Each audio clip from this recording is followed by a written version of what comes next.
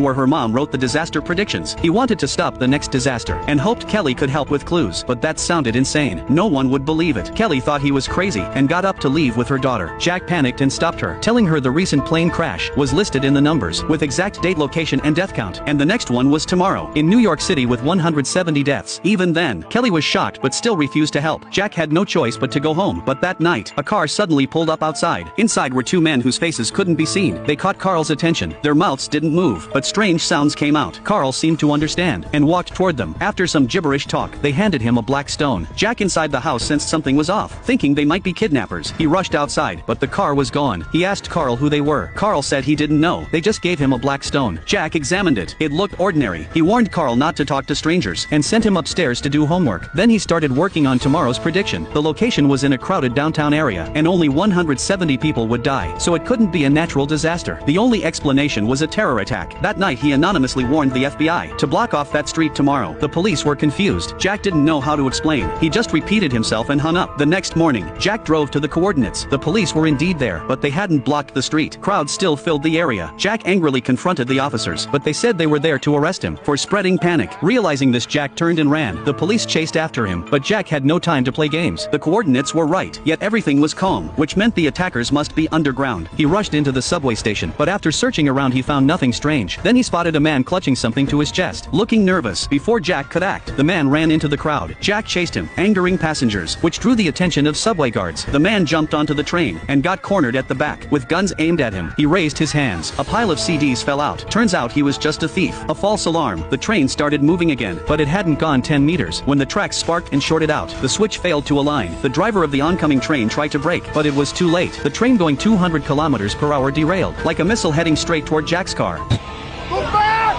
Move back!